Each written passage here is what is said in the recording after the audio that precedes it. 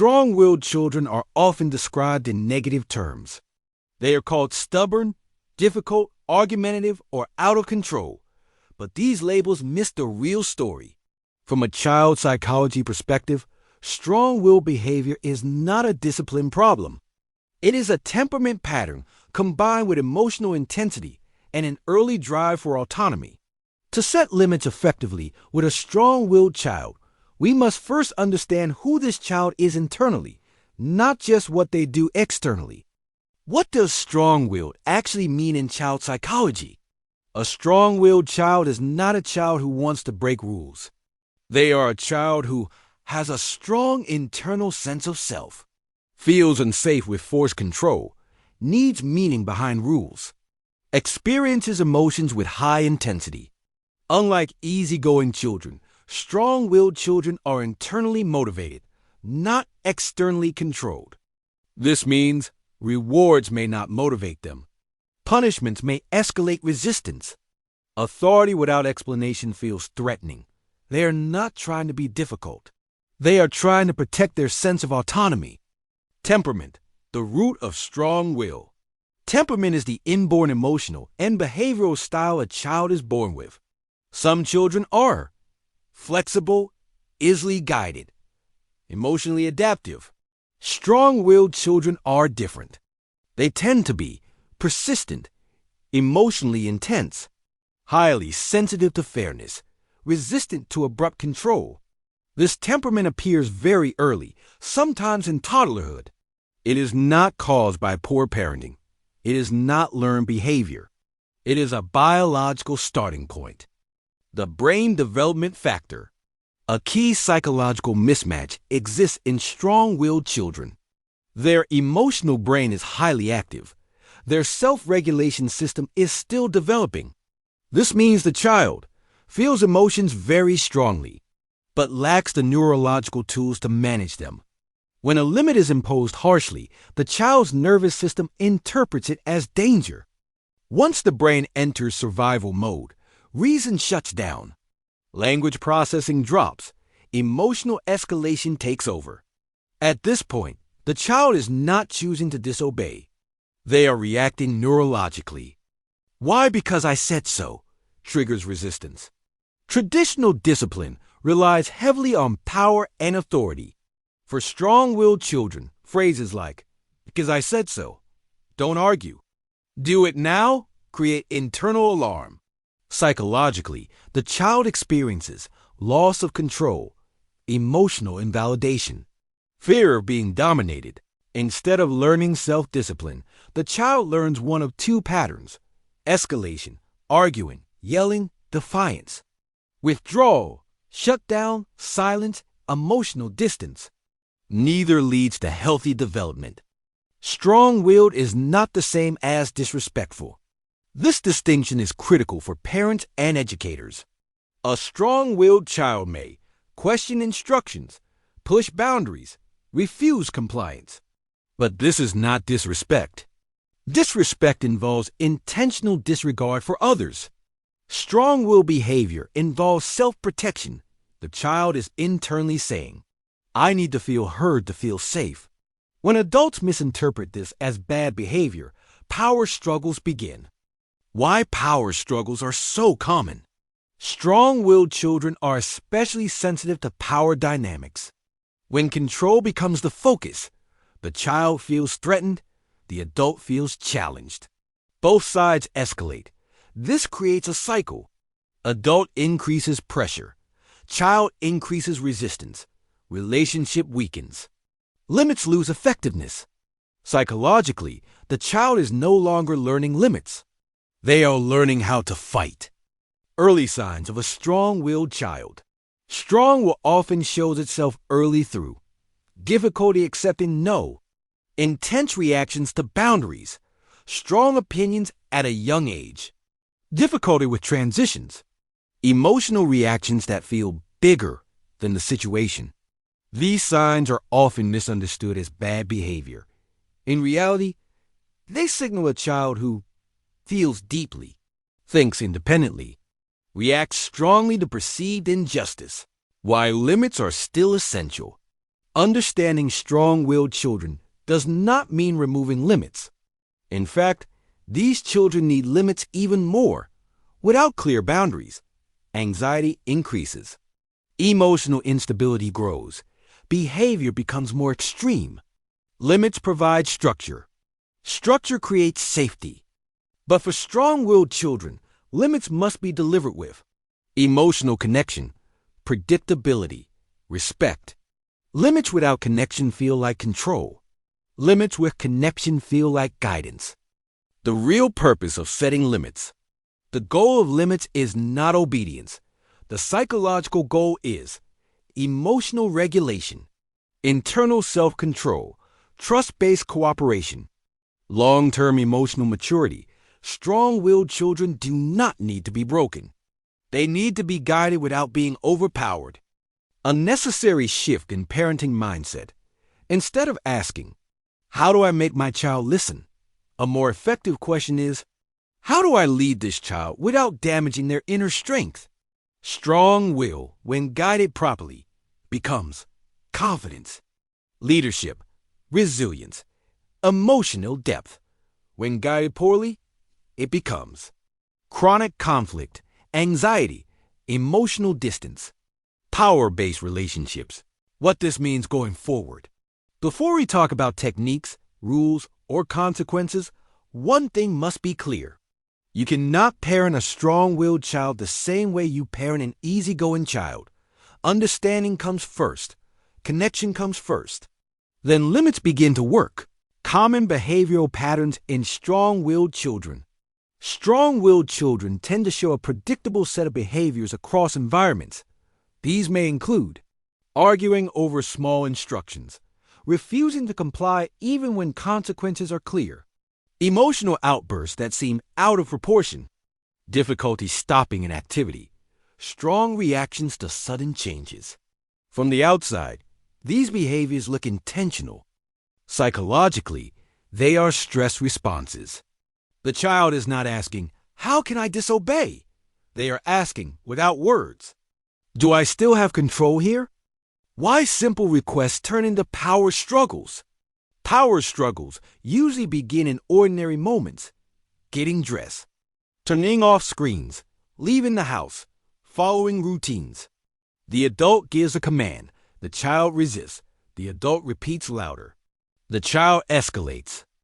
At this point, the original task no longer matters. The real issue becomes, who has power? Strong-willed children are especially sensitive to this shift. Once control becomes the focus, cooperation collapses. The emotional experience during conflict. Inside the child's mind, several things happen very quickly. 1. Loss of autonomy is perceived.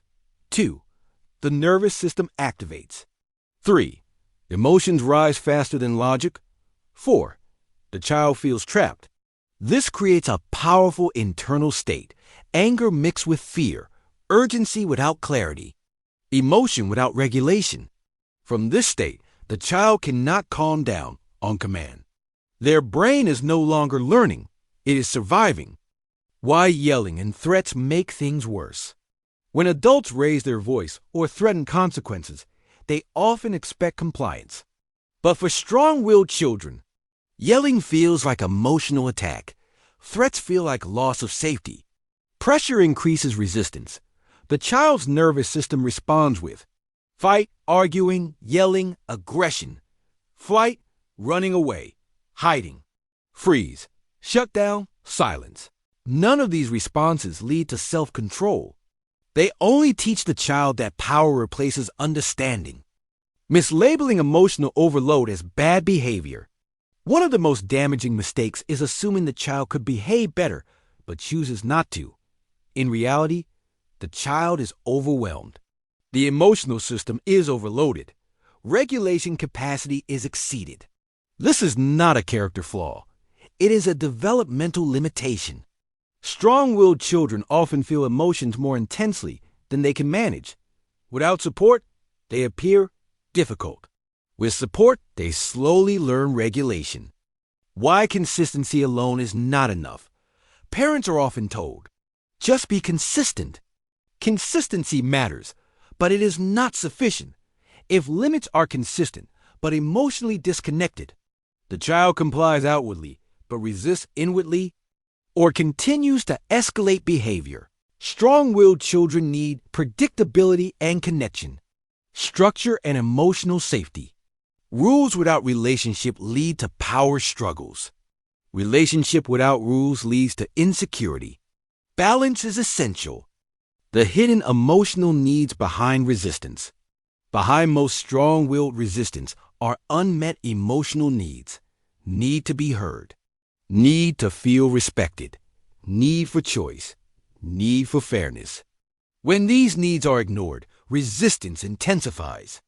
When they are acknowledged, even briefly, cooperation increases. This does not mean giving the child control.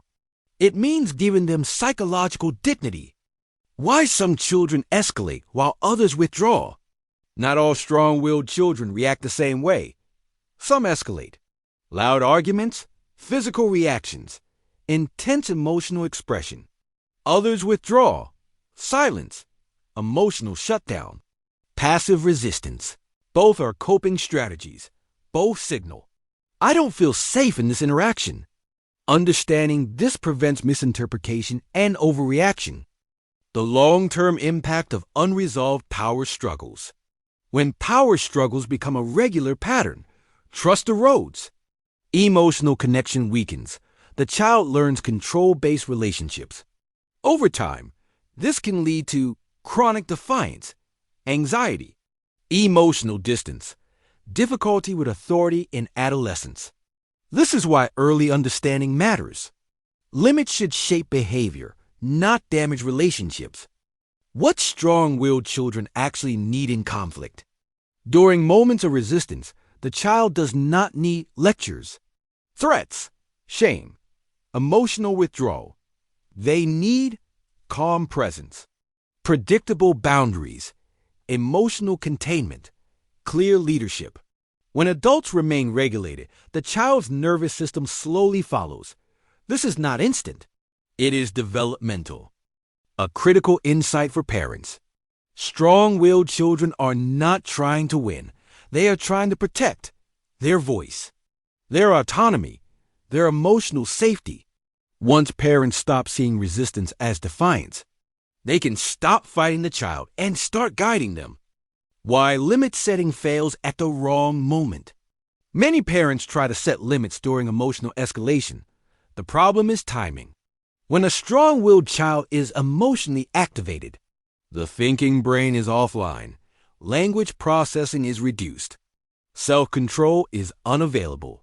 Trying to teach or correct at this moment is ineffective. Limits must be established before emotions peak, not during the storm. The golden rule. Regulation before correction. Before setting a limit, ask one question. Is my child regulated enough to hear me? If the answer is no, the first task is emotional containment, not discipline. This may involve calm physical presence, lowering your voice, reducing verbal input, giving brief space without abandonment. Once the nervous system settles, learning becomes possible again. How to deliver limits that don't trigger resistance. Strong-willed children react strongly to how limits are delivered. Effective limits are clear, brief, predictable, emotionally neutral. Instead of long explanations, use short, firm statements delivered calmly. The tone should communicate. I am in charge, and you are safe. The power of choice within boundaries. One of the most effective strategies is controlled choice. Strong-willed children need autonomy, but autonomy must exist within limits, not instead of them. For example, you can start homework now or in 5 minutes. You can wear the blue shirt or the gray one. You can walk to the car or I can help you. The limit remains firm. The child's dignity is preserved. This reduces power struggles dramatically. What not to say, even when you're right. Certain phrases almost guarantee escalation. Because I said so. You always do this. If you don't listen, you'll regret it. Stop acting like a baby. These statements trigger shame, threaten autonomy, Increase emotional intensity. Even if the rule is reasonable, the delivery makes it unworkable. Consistency without rigidity. Consistency is essential, but rigidity is harmful. Consistency means limits don't change based on mood. Expectations are predictable. Consequences are known. Rigidity means no flexibility, no listening, no adjustment for emotional capacity. Strong-willed children need structured flexibility, handling escalation without losing authority. When escalation happens, and it will, the goal is containment, not control. Effective responses include fewer words, not more, calm repetition of the limit, neutral body language, staying physically present. Walking away in anger feels like abandonment. Arguing feels like a challenge. Calm presence communicates leadership. Repair matters more than perfection.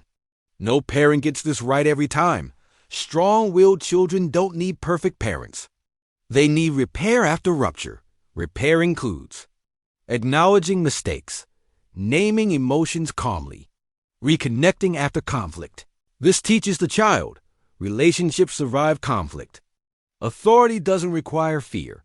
Emotional safety is real. Repair builds trust. Trust makes limits effective. Long-term skill building, teaching self-regulation. Limits are not the end goal. The real goal is helping the child develop emotional awareness, impulse control, frustration tolerance. This happens gradually through co-regulation. Adult stays calm. Repeated experiences of safety. Predictable boundaries. Over time, the child internalizes the structure. External limits become internal self-control. What strong-willed children become when guided well.